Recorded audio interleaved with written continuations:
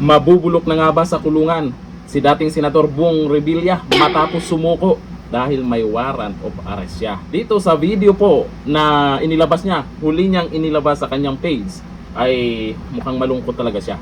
Pero iba-iba po ang komento ng mga netizens dyan. Ito, panoorin natin ang video.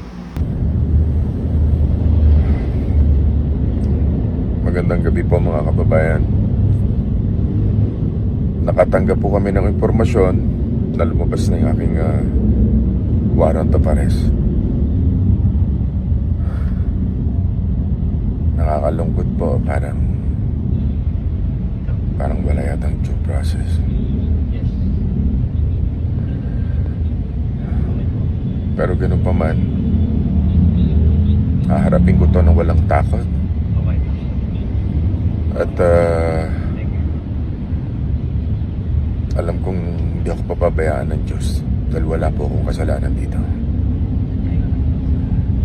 Hilingin ko lang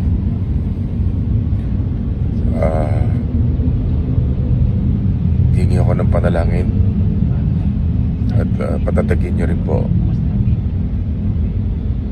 ang aking pamilya.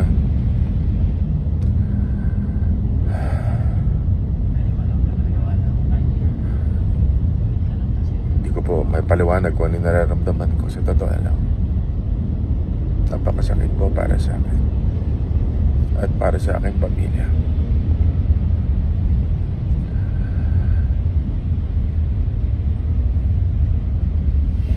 Yun lamang po, maraming salamat.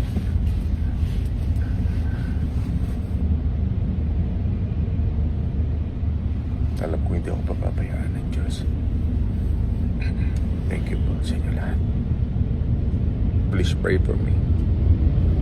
Kaya sa tingin nyo na ginawa nila dito kay Senator Bong Revilla, panggigipit nga lang ba ito o talagang may nakitang mabigat na ebidensya na dapat talagang makulong siya? Grabe yung kamalasan na dinanas niya no? Natalo na nung nakaraan, ngayon eto, kulong naman. Ito ngayon yung matindi niyang laban dyan kung magkakaroon siya ng tsansang makalaya. At itong mga netizens, napapansin ko, hati po ang mga nagkomento. Merong pabor, merong hindi pabor, merong naniniwala na walang kasalanan si dating Senador Bong Revilla. Ilan sa mga nag-comment sa huling video sa page po ni dating Senador Bong Revilla na kung saan ay mukhang malungkot talaga siya dyan. O, ito, ang sabi ni Arnolfo Partible, hindi ka naman po mawarrant of arrest kung wala kang kasalanan. Harapin ang katotohanan. Ayon sa kanya yan. Dito sa kaibigan natin si Alexis John Lacson Romero, ito ang sabi niya, sobrang panggigipit man ang gawin sa inyo, hindi matutulog ang Diyos para lumabas ang katotohanan. Laban lang boss, nasa likod niyo po kami.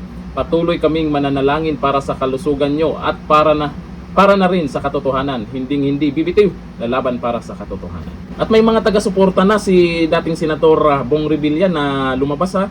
May mga magrarally daw para sa ipakita yung suporta dito sa dating senador. Ito ang abangan po natin. Yung sinasabi nilang mananagot na senador daw. Ito, dating senador, hindi naman senador yan. Mayroon bang senador na managot? Mayroon bang congressman na makulong? Comment tayo dyan. Hanggang dito na lang. Thank you.